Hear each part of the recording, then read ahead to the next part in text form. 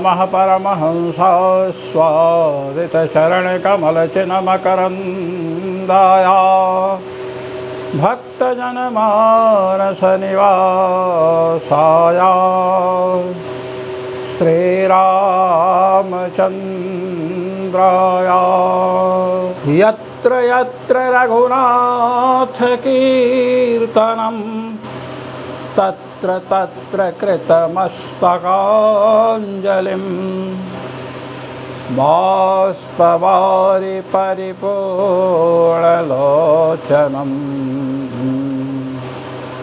मारुतिं नमत राक्षसान्तकम्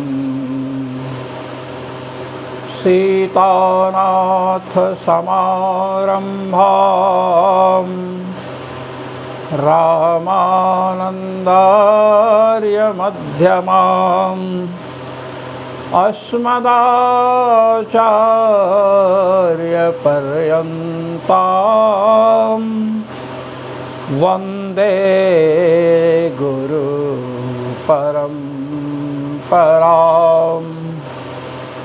वन्दे गुरुपरम्पराम् सर्वेश्वरश्री रघुनाथो विजयते तराम्। आज हम सर्ववेदांत प्रत्ययाधिकरण में प्रविष्ट हो रहे हैं। सर्ववेदांत प्रत्ययम चोदनाद्य विशेषात् तृतीय अध्याय के तृतीय पाद का प्रथम सूत्र है। इस सूत्र का अवतरण भगवान कृष्ण द्वैपायन व्यास ने क्यों किया, इस पर जगतगुरु स्वामी श्री रामानंदाचार्य जी महाराज अपना आनंद भाष्य प्रस्तुत कर रहे हैं। आनंद भाष्य का आनंद लें।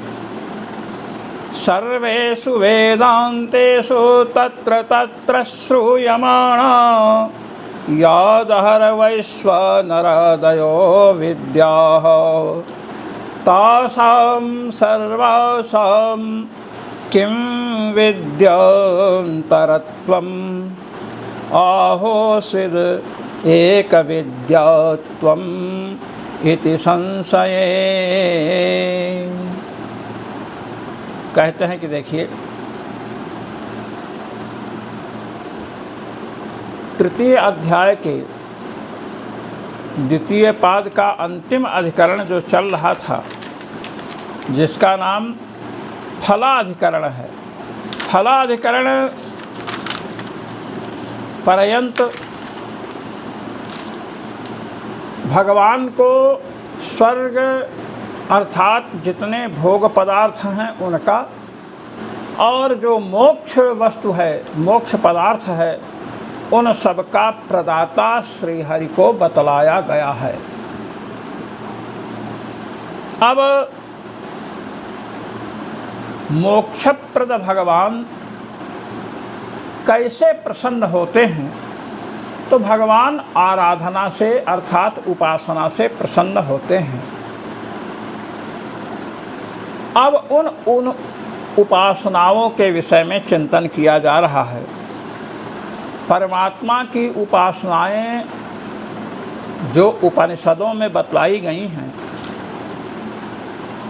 उन उपासनाओं को लेकर के यहाँ विचार प्रस्तुत हो रहा है। उपासनाएं परस्पर भिन्न भिन्न हैं। जैसे वैश्वानर विद्या है। वैश्वानर विद्या अनेक शाखाओं में श्रूयमाण है। तो जब अनेक शाखाओं में वैश्वानर विद्या श्रुत है, तो प्रश्न ये होता है कि उन सभी विद्याओं का आपस में भेद है अथवा अभेद है। ये बातें जैसे बिना किसी विशेषता को बतलाए हुए अन्य प्रकरण में उस विद्या का उल्लेख हो रहा है या अन्य शाखा में उसी विद्या का उल्लेख हो रहा है, तो शाखा भेद से विद्याओं में भेद होना चाहिए और प्रकरण के भेद से भी विद्याओं में भेद होना चाहिए। जैसे सैंधवम आनय, किसी ने कहा सैंधव शब्द का अर्थ अश्व भी होता है और सैंधव शब्द का अर्थ सिंधु से समुत्पन्न लवण भी होता है।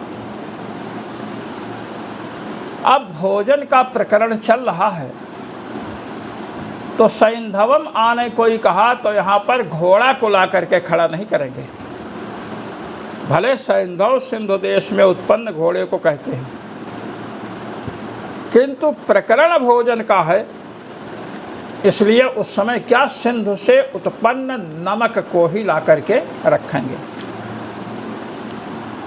यात्रा का प्रकरण है, यात्रा के प्रकरण में कहा गया कि सैंधवम आनयो।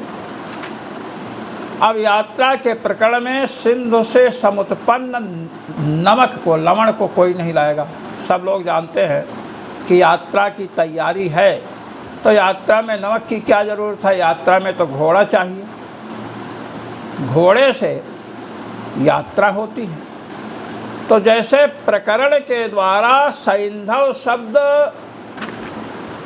सैंधवम आनय यह भोजन प्रकरण में श्रूयमाण है और सैंधवम आनय यह वाक्य यात्रा प्रकरण में भी श्रूयमाण है, किंतु दोनों स्थलों में भोजन के स्थल में सैंधव का अर्थ होता है नमक, नमक लाएगा, और यात्रा प्रकरण में सैंधव आने जब बोलेंगे तो सैंधव का अर्थ होगा अश्व।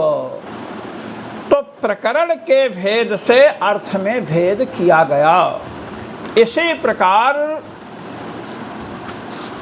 एक प्रकरण में उसी विद्या का उल्लेख है, दूसरे प्रकरण में उसी विद्या का उल्लेख है, तो प्रकरण जो है यह विद्या के भेद का कारण बनना चाहिए। दहर वैश्वानर दयो विद्या हो, दहर विद्या वैश्वानर विद्या, ये जो विद्याएं हैं, ये विद्याएं जिन जिन प्रकरणों में कही गई हैं, जिन जिन शाखाओं में बतलाई गई हैं, क्या ये विद्याएं सब एक हैं अथवा शाखा के भेद से किंवा प्रकरण के भेद से इनमें भेद है, यह संशय प्रस्तुत हुआ। प्रकरण के भेद से, शाखा के भेद से इनमें भेद है अथवा ये सभी विद्याएं एक ही हैं। सभी विद्या माने दहर विद्या किसी शाखा में कही गई, वही दहर विद्या दूसरी शाखा में कही गई, तो दोनों स्थलों में कही जाने वाली दहर विद्या अथवा वैश्वानर विद्या अथवा सांडिल्य विद्या, ये विद्याएं जो अनेक शाखाओं में वर्णित हैं, अनेक प्रकरणों में वर्णित हैं, क्या ये विद्याएं भिन्न भिन्न हैं अथवा इन विद्याओं में अभेद है? वही विद्या वहाँ भी है, वही विद्या यहाँ भी है, इस प्रकार का संशय हुआ। कहते हैं विद्या भेद भावे प्रकरणांतरे पुनस्तत्पाठस्य अयुक्तत्वात्। कहे विद्या में यदि भेद नहीं मानेंगे तो प्रकरणांतर में उसके पाठ की आवश्यकता क्या है? प्रकरणांतर में दूसरे प्रकरण में उसका पाठ है, इस प्रकरण में भी पाठ है, तो भेद तो होना चाहिए विद्या में। यात्रा प्रकरण में सैंधव आने में सैंधव का अर्थ अश्व है, भोजन प्रकरण में सैंधव आने जब कहेंगे तो सैंधव का अर्थ लवण होगा, नमक होगा। तो जैसे प्रकरण का भेद अर्थ भेद का नियामक वहाँ हुआ है लोक में, इसी प्रकार प्रकरण भेद, शाखा भेद, यह सब विद्याओं के भेद का पोषक है, विद्याओं के भेद का प्रमापक है। विद्या भेदा भावे प्रकरणांतरे पुनस्तत्पाठस्य अयुक्तत्वात्। यदि विद्याओं में भेद नहीं मानेंगे तो भिन्न भिन्न प्रकरणों में जो विद्याओं का पाठ है वह व्यर्थ होगा। प्रकरणांतरस्य विद्या भेद हेतुत्वावगमात्।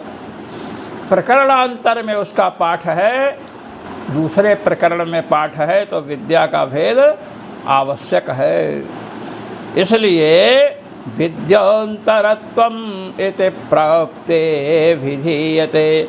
इसलिए चाहे दहर विद्या हो, चाहे वैश्वानर विद्या हो, चाहे सांडल्य विद्या हो, चाहे पंचाग्नि विद्या हो, ये विद्याएं एक प्रकरण से दूसरे प्रकरण में पढ़ी गईं, एक शाखा से दूसरी शाखा में पढ़ी गईं, तो इन विद्याओं में भेद अवश्य है। प्रकरणांतर जो है भेद का नियामक होता है। सैंधौम आने दृष्टांत से आपको बता दिया। अब कहते हैं कि देखिए, तेषामेवैतां ब्रह्म विद्यां वदेत शिरोव्रतं विधिवद्यैस्तु चीर्णम्। कहते हैं तेषाम एव एताम ब्रह्म विद्यां वदेत, उन्हीं को यह ब्रह्म विद्या बतलाए जिन्होंने विधिवत शिरोव्रत को पूर्ण किया है। अब शिरोव्रत आथर्वणिक लोगों का है, तो विद्या उपदेश उनको किया गया, शिरोव्रत का नियम रखा गया, और वही विद्या दूसरे प्रकरण में दूसरे लोगों के लिए कही गई, वहाँ शिरोव्रत नियम नहीं रखा गया। यदि दोनों विद्याएं एक होती तो दोनों स्थानों में शिरोव्रत नियम होना चाहिए था, किंतु एक जगह आथर्वणिक लोगों के यहाँ शिरोव्रत अंग है विद्या का, और अन्य स्थलों में शिरोव्रत उसका अंग नहीं है। इससे यह प्रतीत होता है कि शिरोव्रत अंग वाली विद्या भिन्न है, और शिरोव्रत अंग से जो विहीन विद्या है वह भिन्न है। परस्पर विद्याओं का भेद सिद्ध है। ऐसी जब स्थिति आई तब बतला रहे हैं एव इति प्राप्ते अभिधीयते। इति प्राप्ते अभिधीयते, जब इस प्रकार पूर्व पक्ष प्राप्त हुआ तब भगवान कृष्णद्वैपायन व्यास सिद्धांत का कथन कर रहे हैं। सर्ववेदांत प्रत्ययम चोदनाद्य विशेषात्, तृतीय अध्याय के तृतीय पाद का पहला सूत्र है। कहते हैं सर्वेषु वेदांतेषु प्रतीयमानं प्रत्ययम अर्थात उपासनम एकमेव। संपूर्ण वेदांतों में, संपूर्ण उपनिषदों में प्रतीयमान जो प्रत्यय है, प्रत्यय कहते हैं उपासना को, संपूर्ण वेदांत में, संपूर्ण उपनिषदों में, चाहे दहर विद्या हो, चाहे सांडिल्य विद्या हो, चाहे वैश्वानर विद्या हो, जितनी विद्याएं हैं सब वस्तुतः एक ही हैं। दहर विद्या यहाँ भी है, अन्यत्र भी है, वो दहर विद्या एक। सांडिल्य विद्या यहाँ भी है, वहाँ भी है, सांडिल्य विद्या एक। ये बतला रहे हैं सर्वेषु वेदांतेषु प्रतीयमानम उपासनम एकमेव। संपूर्ण वेदांतों में प्रतीयमान, प्रतीति की विषयणी जो उपासना है वह एक ही है। सब उपासनाएं एक ही हैं। अब उपासना में दहर विद्या भी है, सांडिल्य विद्या भी है, वैश्वानर विद्या भी है।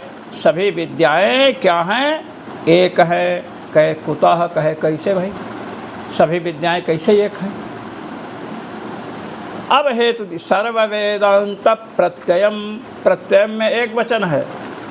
सर्वेषु वेदांतेषु यत् प्रत्ययम यद उपासनम, संपूर्ण विद्या, संपूर्ण उपनिषदों में जो उपासनाएं हैं वे वस्तुतः एक हैं।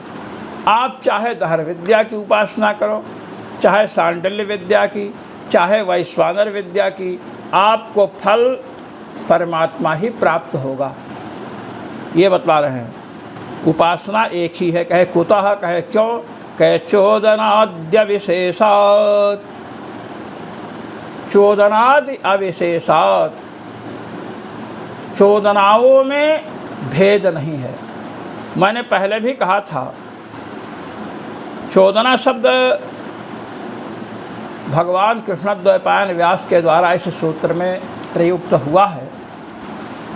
जिस समय महर्षि जैमिनी 12 अध्यायों की पूर्व मीमांसा का प्रणयन किए, उस समय उन्होंने पहला सूत्र बनाया अथा तो धर्म जिज्ञासा, जैसे भगवान कृष्णद्वैपायन का प्रथम सूत्र है अथा तो ब्रह्म जिज्ञासा।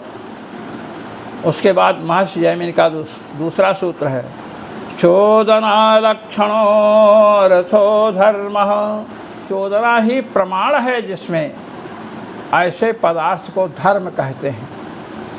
महामहोपाध्याय महामीमांसक कुमारिल भट्ट जी ने चोदना शब्द का अर्थ किया श्लोक वार्तिक में चोदना चोपदेशश्च विधिश्चैकार्थवाचिनः, चोदना उपदेश विधि ये पर्यायवाची हैं।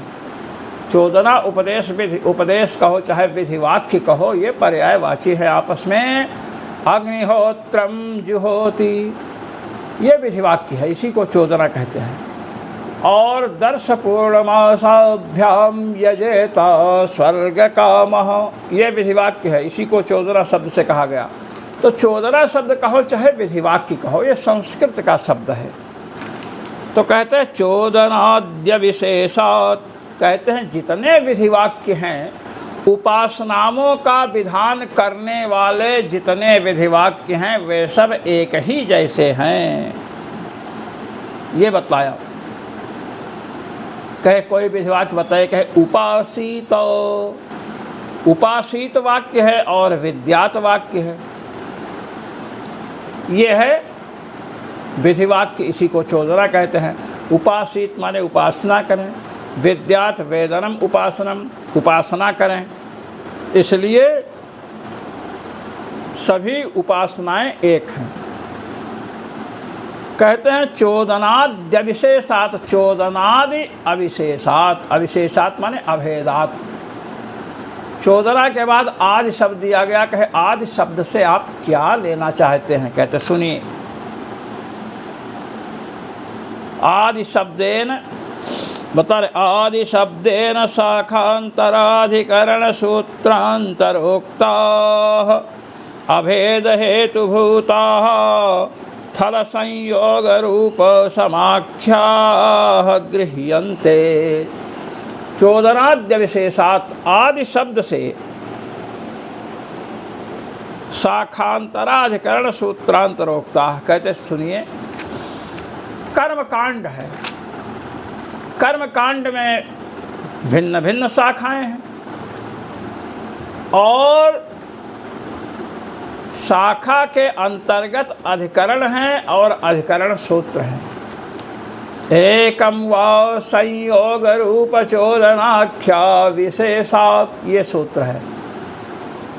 कहते हैं संयोग रूप चोदनाख्या विशेषात् एकम वा, संयोग रूप और आख्या, इनमें अभेद होने से एक ही कर्म है, ये बतलाया गया। अब आइए, इसी प्रकार चोदनादि राम अविशेषात्, चोदना माने विधिवाक्य और आदि शब्द से क्या लेना है, संयोग रूप और आख्या, ये तीन। आख्या कहते हैं नाम को, कहते हैं जैसे छांदोग्य और वाजसनेयक, इन दोनों के यहाँ वैश्वानरम उपास्ते, वैश्वानर की उपासना कर रहे हैं। छांदोग्य और वाजसनेयक, इन दोनों के यहाँ एक ही विधि वाक्य है, क्या, वैश्वानरम उपास्ते, वैश्वानर की उपासना करें। एक ही विधि वाक्य है। तो अब छांदोग्य के यहाँ अथवा वाजसनेयक के यहाँ कही जाने वाली विद्या, दोनों विद्याएं क्या हैं? अभिन्न हैं, एक ही हैं। अब रूप देखिए, रूप लीजिए। विधिवाक्य तो एक ही है दोनों का, श्री राम, और वैश्वानर भी दोनों जगह एक है। तो विधिवाक्य एक हो गया और रूप भी एक हो गया। विधिवाक्य जिसको चोदना शब्द से कहा गया, विधिवाक्य एक वैश्वानर उपास्ते, और देवता वैश्वानर एक, रूप एक हो गया। और आख्या वैश्वानर विद्या दोनों स्थानों में, चाहे छांदोग्य के यहाँ जाइए चाहे वाजसनेयक के यहाँ जाइए, दोनों के यहाँ वैश्वानर विद्या यह आख्या भी है, नाम भी है।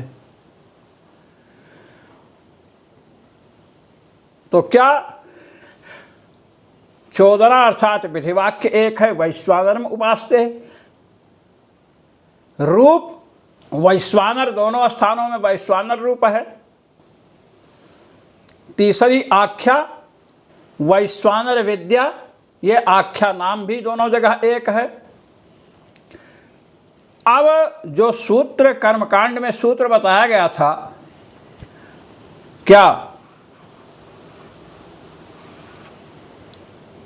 एकम वा संयोग रूप चोदनाख्या विशेषात्, एकम वा एक ही है, संयोग रूप चोदना, संयोग रूप चोदना विधिवाक्य। अब यहां पर देखिए,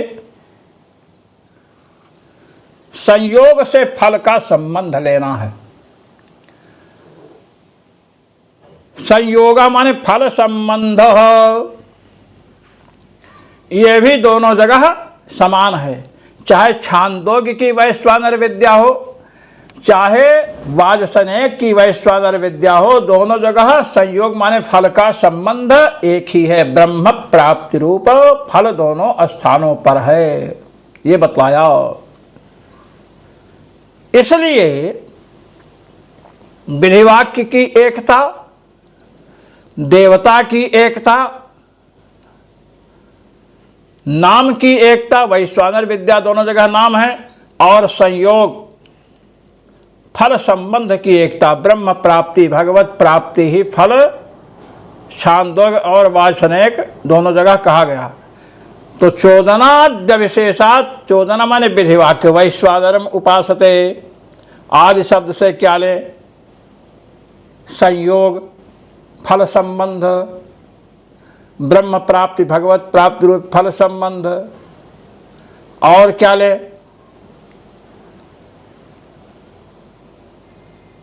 विधिवाक्य तो हो ही गया। देवता वैश्वानर दोनों जगह एक है, और फल का संबंध, फल का संबंध भी हो गया। आख्या माने नाम, वैश्वानर विद्या नाम है। तो चाहे छांदोग्य की वैश्वानर विद्या हो, चाहे वाजसनेयक की विद्या हो, वैश्वानरम उपास्ते विधिवाक्य की एकता, देवता वैश्वानर दोनों जगह हैं, देवता की एकता। आख्या वैश्वानर विद्या यहाँ भी नाम है, वैश्वानर विद्या वाजसनेयक के यहाँ भी नाम है। चौथा फल संयोग, फल संयोग फल संबंध, भगवत प्राप्ति ब्रह्म प्राप्ति रूप फल संबंध भी दोनों स्थानों में एक है। इसलिए विधिवाक्य, देवता, आख्या माने दोनों जगह नाम एक होने के कारण, और फल संबंध भगवत प्राप्ति रूप फल संबंध, ये चार वस्तुएं एक हैं, इसलिए वे विद्याएं सब एक हैं, ये बतला रहे हैं। आदि शब्देन शाखांतराधिकरण सूत्रांतरोक्ता, शाखांतराधिकरण सूत्र क्या बताया? एकम व संयोग रूप चोदनाख्या विशेषात्, ये उससे अभेद हेतुभूत है, अभेद ही हेतु है। अभेद की हेतु जो है फल संयोग, फल संबंध, रूप देवताओं का रूप और समाख्या, समाख्या माने नाम, ये सब आज सबसे लिया गया। सर्व वेदांत प्रत्ययम चोदनाद्य विशेषात्, संपूर्ण वेदांतों में, उपनिषदों में जो प्रत्यय अर्थात उपासना है वह एक ही है। क्यों? चोदनाद्य विशेषात्, क्योंकि चोदना माने विधिवाक्य, देवता विधिवाक्य दोनों स्थानों में एक है। वैश्वानर में उपासते, देवता वैश्वानर दोनों जगह एक हैं। नाम वैश्वानर विद्या दोनों जगह छांदोग्य और वाजसनेक में एक है। और संयोग अर्थात फल संबंध दोनों स्थानों में ब्रह्म प्राप्ति, भगवत साक्षात्कार, फल संबंध। तो चोदनाद्य विशेषात्, चोदना माने विधिवाक्य आदि से तीन को लिया गया। क्या? देवता, नाम और फल संबंध।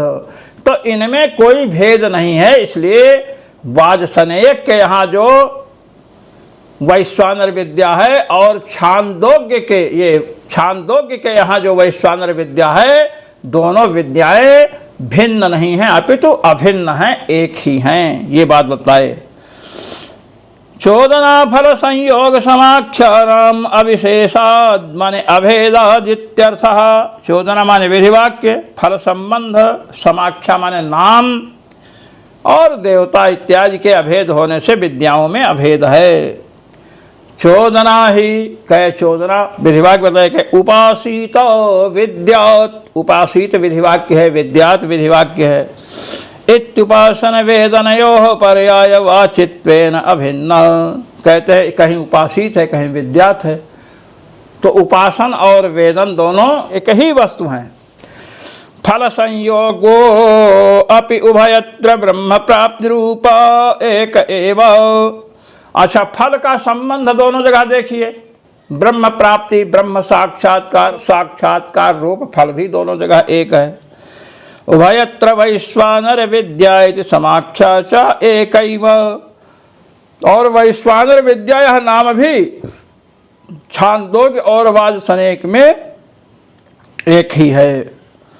इसलिए विद्याएं क्या हैं? परस्पर अभिन्न हैं, एक हैं।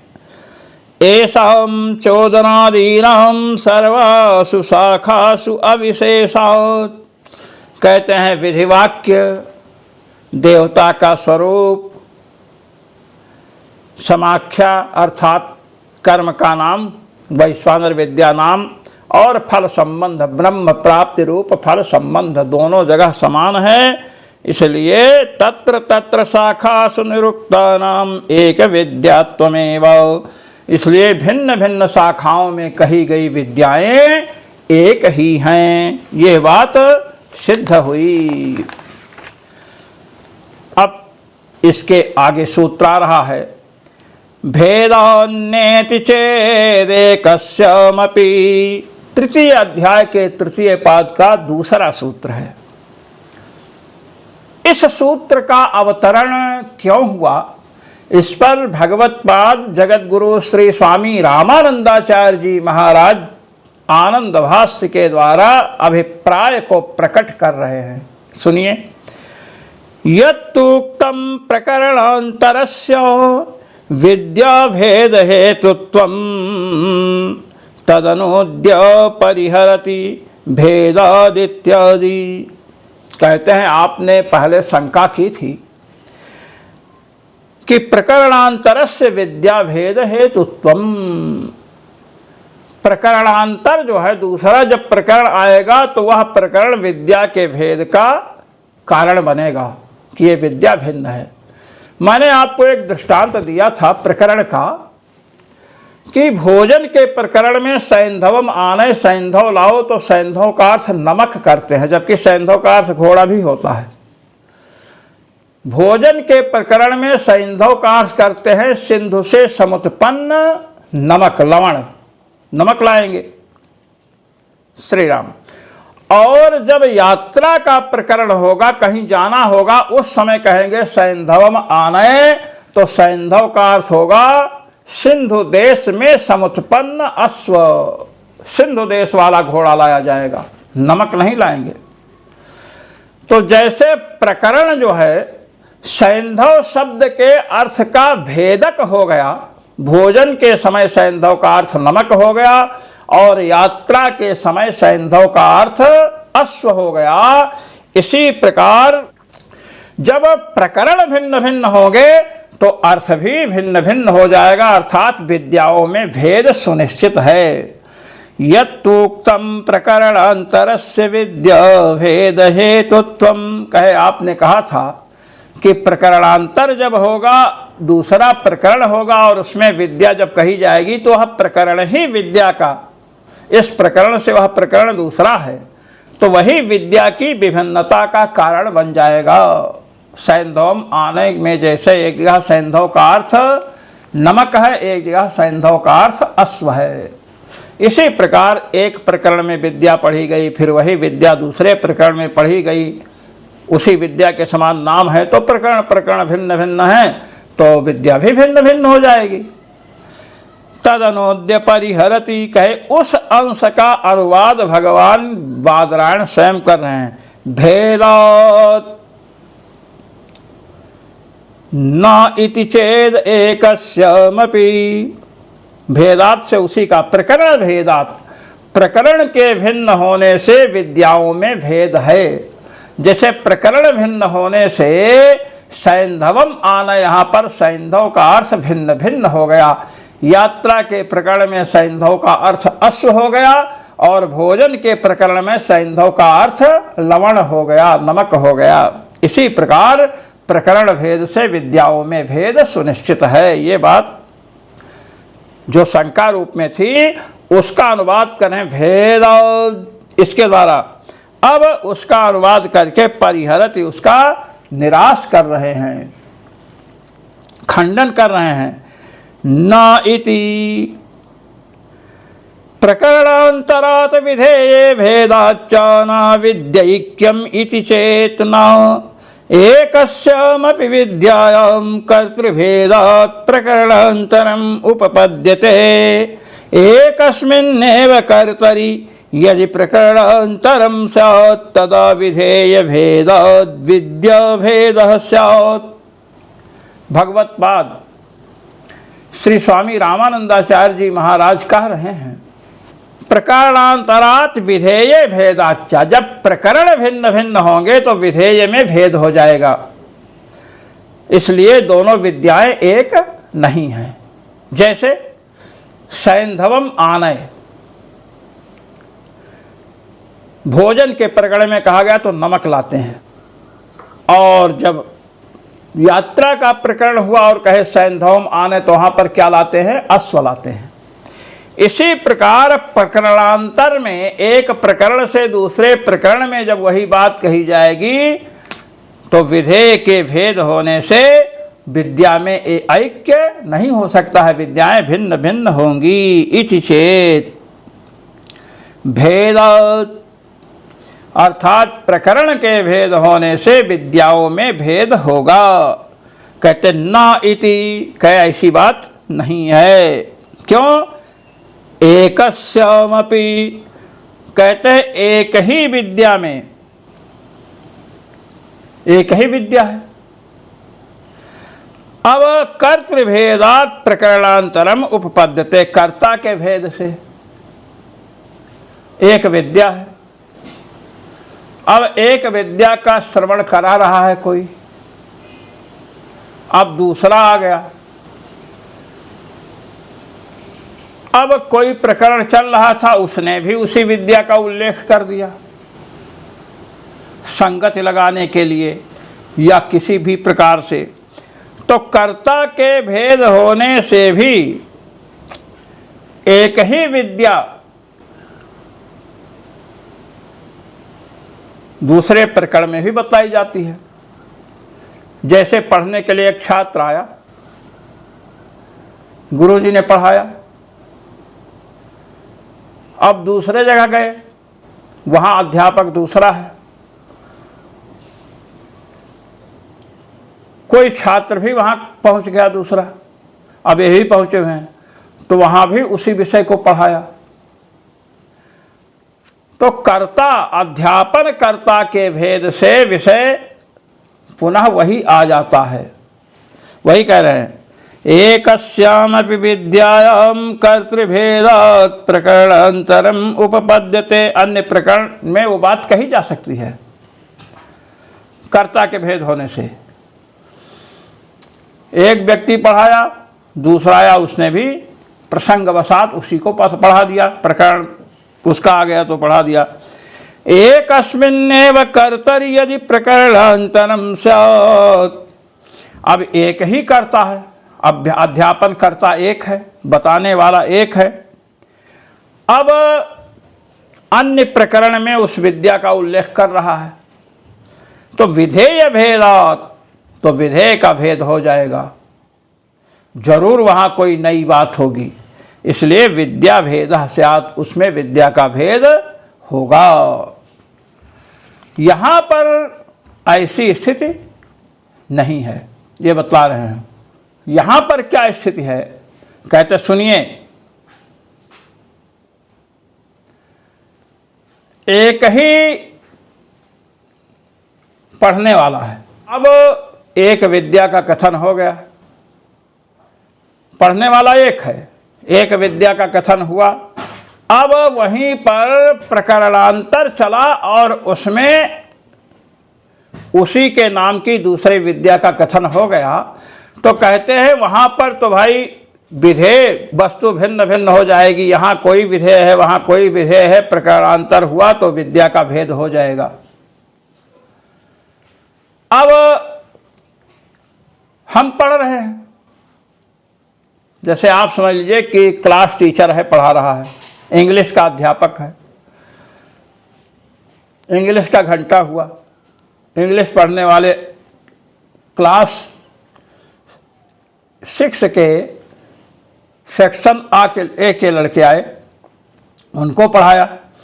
अब उसके बाद सेक्शन बी के लड़के आ गए क्लास 6 के, तो अब वो जो छात्र है वो भिन्न भिन्न हो गए, तो उनको वो पढ़ाएगा, वही विषय पढ़ाएगा जो एक को पढ़ा चुका है। तो बोधा के भेद से, छात्रों के भेद से वही बात पढ़ाई जाएगी, तो वहाँ भेद नहीं होगा। एक ही छात्र हो और बार बार उसी बात को पढ़ाओ तो ऐसा तो हो नहीं सकता, वहाँ भेद होगा। यहाँ पर ऐसा नहीं है। स्वाध्यायस्य तथात्वेन ही समाचारे अधिकाराच्च सववच्च तन्नियमः। तृतीय अध्याय के तृतीय पाद का तीसरा सूत्र है कि हमने शंका की थी कि आथर्वणिक लोग ब्रह्म विद्या में शिरोव्रत नाम के व्रत को धारण करते हैं और अन्य लोग उस नियम को नहीं धारण करते हैं। इसका मतलब दोनों की विद्याओं में भेद है, वही कह रहे हैं। एवमप्याथर्वणिकानां शिरोव्रताद्यपेक्षा दृश्यते अन्येषां च नास्ति इति विद्या भेदः स्यात् इति समाधीयते शिरोव्रतं न विद्यंगम् अपितु स्वाध्यायस्यैव यतः समाचारे वेदव्रतोपदेश परे ग्रंथे तथात्वेन स्वाध्यायांगत्वेन शिरोव्रतमपि वेदव्रतत्वेन समामनन्ति नैतदचीर्णं व्रतोधीते। मुंडकोपनिषद के तृतीय अध्याय के द्वितीय खंड का 11वां है। इत्यध्ययन शब्दाधिकाराद् इत्यध्ययन शब्दाधिकाराद् इत्यवगम्यते। कह सुनिए, आथर्वणिक लोग जो हैं उनको शिरोव्रत की अपेक्षा होती है। विद्या का जब उपदेश होता है तो शिरोव्रत नियम कौन लेता है? जो आथर्वणिक लोग हैं। आथर्वणिक लोग शिरोव्रत नियम को लेते हैं। शिरोव्रत नियम है एक, उसको आथर्वणिक लोग लेते हैं और दूसरे लोग नहीं लेते हैं।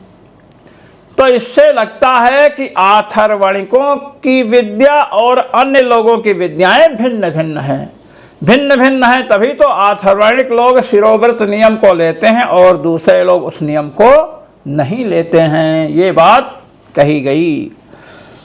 इसका समाधान कह रहे हैं स्वाध्यायस्य तथात्वेन ही। कहते सुनो, शिरोव्रत ब्रह्म विद्या का अंग नहीं है। पहली बात तो आप ये समझ लो, शिरोव्रत ब्रह्म विद्या का अंग नहीं है। अपितु स्वाध्यायस्यैव, अपितु स्वाध्याय का अंग है।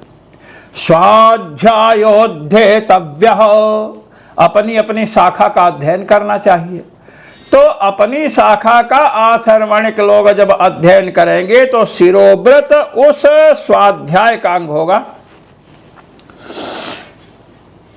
शिरोव्रतम न विद्यांगम अपितु स्वाध्यायस्यैव यतः समाचारे स्वाध्यायस्य तथात्वेन ही समाचारे अधिकाराच्च।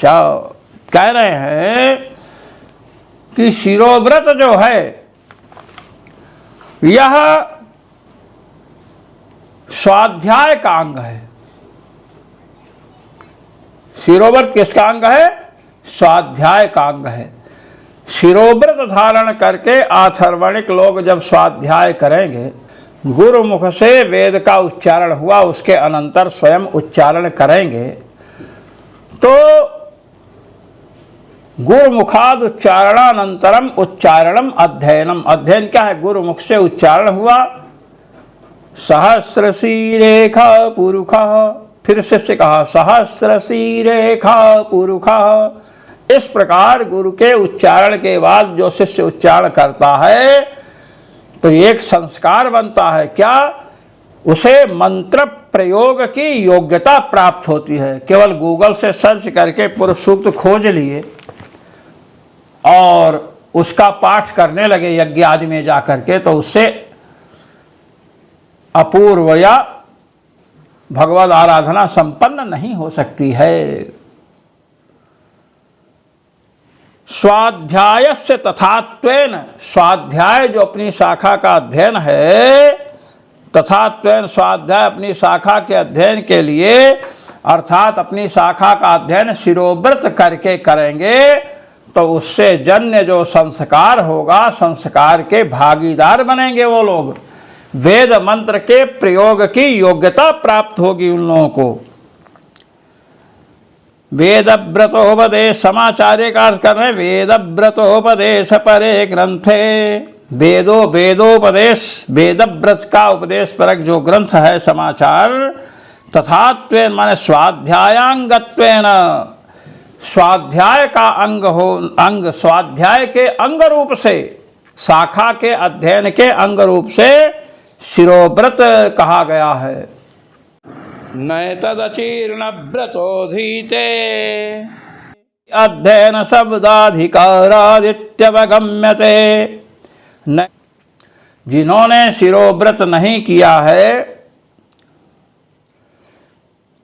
वे इसका अध्ययन नहीं कर सकते हैं।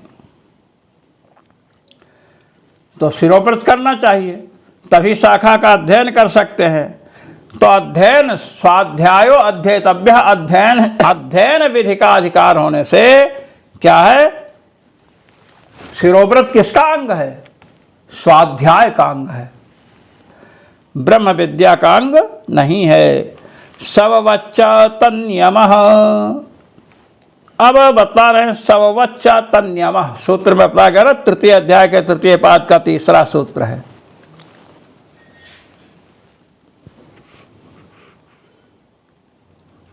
समाचाराख्य ग्रंथ में क्या कहा गया? इदमपि वेद व्रतेन व्याख्यातम,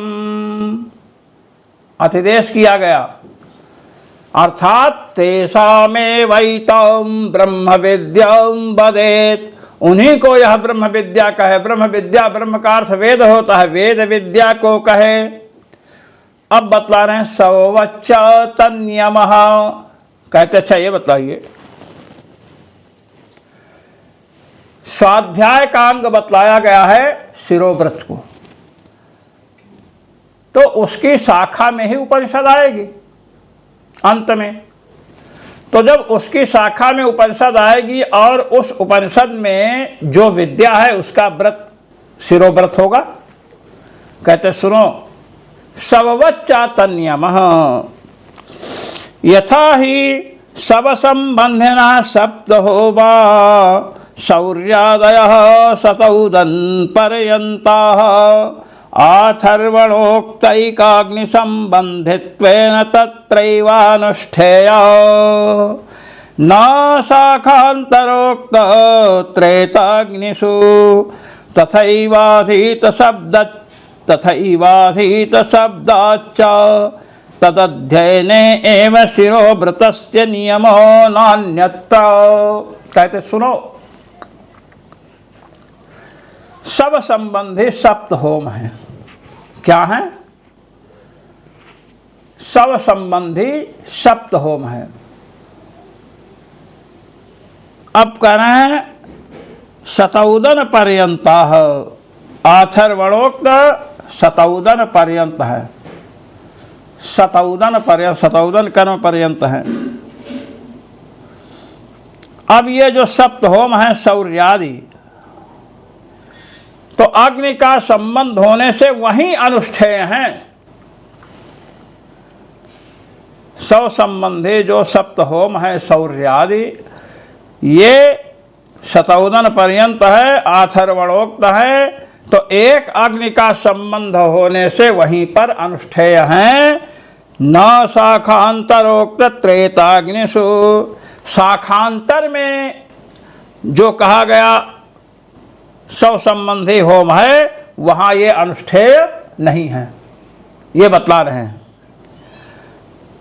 तथैव अधीत शब्दाच्च तदध्ययने एव शिरोव्रतस्य नियमो नान्यत्र।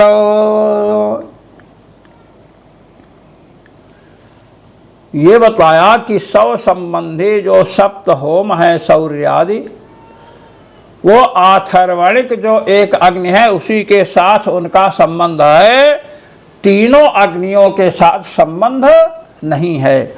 इसी प्रकार स्वाध्यायो अध्येतव्य, इसका अंग शिरोव्रत है।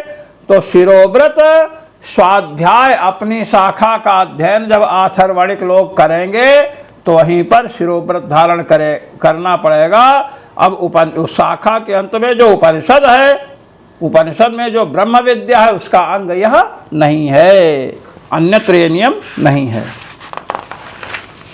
दर्शयति च, तृतीय अध्याय के तृतीय पाद का चतुर्थ सूत्र है। सर्वे वेदा यत्पदमामनन्ति, काठकोपनिषद द्वितीय अध्याय का 15वां मंत्र है। इति श्रुतिर्दर्शयति सर्ववेदान्त प्रतिपाद्यस्य ब्रह्मणः एकत्वेन तत्प्रतिपादक वाक्योक्तानां सर्वासां वेदांत विद्यानां एकत्वम्। कहते हैं सर्वे वेदा यत्पदमामनन्ति, संपूर्ण वेद जिस पद का कथन करते हैं। आइए, तो इस श्रुति के द्वारा संपूर्ण वेदांतों से, संपूर्ण उपनिषदों से प्रतिपाद्य कौन है? मात्र एक परमात्मा है। वेदैश्च सर्वैरहमेव वेद्यः, भगवान ने गीता में कहा कि संपूर्ण वेदों से मैं ही वेद्य हूँ। तो सर्व वेदांत प्रतिपाद्य ब्रह्म परमात्मा तत्व जो है वह एक है। इसलिए उस परमात्मा के प्रतिपादक जो वाक्य हैं, उन वाक्यों में कही गई जो वेदांत विद्या है और उपनिषद ब्रह्म विद्या है, वह भी एक है, क्योंकि वह ब्रह्म का प्रतिपादन कर रही है और सभी विद्याएं ब्रह्म का प्रतिपादन कर रही हैं। इसलिए ब्रह्म प्रतिपादकत्वेन सर्वासां विद्यानां ऐक्यम, संपूर्ण विद्याएं एक हैं। कहते हैं एवं अन्यत्रापि योज्यम, इसलिए इस नियम का अन्यत्र भी प्रयोग कीजिए। उपसंहारो अर्था भेदाद् विधि शेषवत् समाने च, तृतीय अध्याय के तृतीय पाद का पंचम सूत्र है, पांचवा सूत्र है। देखिए, एवं विद्यैक्यम दृढ़ीकृत्य तत्प्रयोजनमाह। कहते भाई इसके द्वारा तो यह दृढ़ किया गया कि आथर्वणिकों की विद्या, छांदोग्यों की विद्या, वाजसनेयिकों की विद्या, ये सभी विद्याएं एक हैं। विद्याओं में ऐक्य की स्थापना किससे हुई? विधिवाक्य एक होने से, देवता एक होने से, नाम एक होने से और फल संबंध, भगवत प्राप्ति, ब्रह्म प्राप्ति रूप संबंध एक होने से विद्याएं एक हैं। भिन्न भिन्न स्थानों में उपवर्णित दहर विद्या हो, चाहे सांडिल्य विद्या हो, चाहे वैश्वानर विद्या हो, वे विद्याएं सब जगह की दहर विद्या एक, सांडिल्य विद्या एक, वैश्वानर विद्या एक है। अब विद्याओं में ऐक्य जब दृढ़ कर दिया, अब कहते हैं इसका प्रयोजन क्या है? तत्प्रयोजनम आह। वैश्वानर विद्या दोनों जगह की एक हो गई, छांदोग्य की और वाजसनेयिक की, ऐसे ही सब विद्याओं समझिए। कहे उसका प्रयोजन क्या है कि उपसंहारो अर्थाभेदात् च शब्दोवधारणार्थः, उपसंहारो अर्थाभेदात् विधि शेषवत् समाने चा शब्द आया ना, चा शब्दोवधारणार्थः, चा शब्द निश्चयार्थक है। एवं सर्व वेदांतेषु दहराद्युपासने समाने सति अन्यत्रोक्तानाम् अन्यत्रोपसंहारः कर्तव्यः। कहते संपूर्ण वेदांतों में, संपूर्ण उपनिषदों में दहरादि जो उपासनाएं हैं, यहाँ भी दहर विद्या, अन्यत्र भी दहर विद्या, यहाँ वैश्वानर विद्या, अन्यत्र भी वैश्वानर विद्या, यहाँ सांडिल्य विद्या, अन्यत्र भी सांडिल्य विद्या, यहाँ पंचाग्नि विद्या, कहीं अन्यत्र पंचाग्नि विद्या। अब ये विद्याएं विधिवाक्य, देवता, नाम की एकता और फल संबंध, इन चार कारणों से एक एक होगी। अब कह रहे हैं कि विद्याएं जब एक होगी तो इससे निकलेगा क्या? अन्यत्रोक्तानाम् अन्यत्रोपसंहारः कर्तव्यः। अब जैसे कोई विद्या है, अभी आगे बात आएगी, वहाँ पर सभी गुणों का वर्णन है और दूसरी विद्या में किसी एक गुण का वर्णन है, तो जो अन्यत्र वही विद्या कही गई है तो उसके गुणों का उपसंहार माने आनयन, उन गुणों को यहाँ भी ले लेना चाहिए। क्यों? अर्थाभेदात्, क्योंकि दोनों का अर्थ एक ही है, ब्रह्म प्रतिपादिकाएं हैं और फल भगवत प्राप्ति उभयत्र समान है, ये बतला रहे हैं। कुतः अर्थाभेदात्, अर्थ का अभेद है, ये बतला रहे हैं। जैसे छांदोग्य उपनिषद लीजिए, छांदोग्य उपनिषद में आया तस्मिन् यदन्तस्तद अन्वेष्टव्यम, तस्मिन् यदन्तस्तद अन्वेष्टव्यम, ये दहर विद्या की बात है और ये हम पहले बतला चुके हैं। ऐसी जब बात कही गई तस्मिन् यदन्तस्तद अन्वेष्टव्यम, ये कह करके किम तदत्र विद्यते यदन्वेष्टव्यम, ये प्रश्न किया गया, यहाँ पर क्या विद्यमान है जिसका अन्वेषण किया जाए? तो वहाँ पर कहा गया कि अपहत पापमत्वादि गुण विशिष्ट जो परमात्मा है वही उपास्य है। वहाँ कहा गया एष आत्मा अपहत पापमा विजरो विमृत्युर्विशोको विजिघत्सो पिपासः सत्य कामः सत्य संकल्पः, इन 8 गुणों का वर्णन किया गया है। तो बतला रहे हैं अब छांदोग्य उपनिषद में तो 8 गुणों का वर्णन कर दिया गया दहर विद्या में। तैत्तिरीयक में आइए, छांदोग्य उपनिषद के समान यहाँ भी दहर विद्या का निर्देश किया गया तैत्तिरीयक उपनिषद में। अब कहा गया तत्रापि दहरम गगनम विशोकस्तस्मिन्यदन्तस्त उपासितव्यम। ये कहा तत्रापि दहरम गगनम विशोकस्तस्मिन्यदन्तस्तदुपासितव्यम। तत्रापि दहरम गगनम, अब लीजिए दहराकाश आ गया, विशोकः ये एक शब्द आया दहर विद्या का। अब यहाँ एक विशोक शब्द आया है। और छांदोग्य उपनिषद में क्या आया? एष आत्मा, ध्यान दीजिए, एष आत्मा अपहत पापमा विजरो विमृत्युर विशोकः विजिघत्सः अपिपासः सत्यकामः सत्यसंकल्पः। तो जो एष आत्मा अपहत पापमा विजरो विमृत्युर विशोकः, ये जो 8 गुण बतलाए गए इसमें विशोकः भी कहा गया है। अब तैत्तिरीयक में जो दहर विद्या है वहां पर तत्रापि दहरम गगनम विशोकः, केवल विशोक कह दिया गया, अन्य 7 गुण नहीं कहे गए। तो कहते हैं अब ये विद्याएं दोनों एक हैं, चाहे छांदोग्य की हो चाहे तैत्तिरीयक की हो। अब जब विद्या दोनों एक है, क्योंकि दहराकाश उभयत्र कहा गया है दोनों जगह, तो देवता एक है परमात्मा, नाम विद्याओं का एक है। अब छांदोग्य की दहर विद्या में जो 8 गुण बताए गए थे, एष आत्मा अपहत पापमत्व विजरत्व विमृतत्व विशोकत्व विजिघत्सत्व अपिपासत्व सत्यकामत्व सत्य संकल्पत्व। तो हाँ विशोकः विजरो विमृत्युर विशोकः, विशोकः कहा गया, यहाँ भी विशोकः कहा गया, 7 गुण नहीं कहे गए। तो 7 गुणों का उपसंहार कर लेना चाहिए यहाँ, अर्थात उन 7 गुणों को भी यहाँ ले लेना चाहिए। अर्थात यहाँ भी तैत्तिरीयक में भी गुणाष्टक विशिष्ट परमात्मा की उपासना कही जा रही है। ये विद्या में ऐक्य होने से गुणोपसंहार हुआ, ये कहते हैं।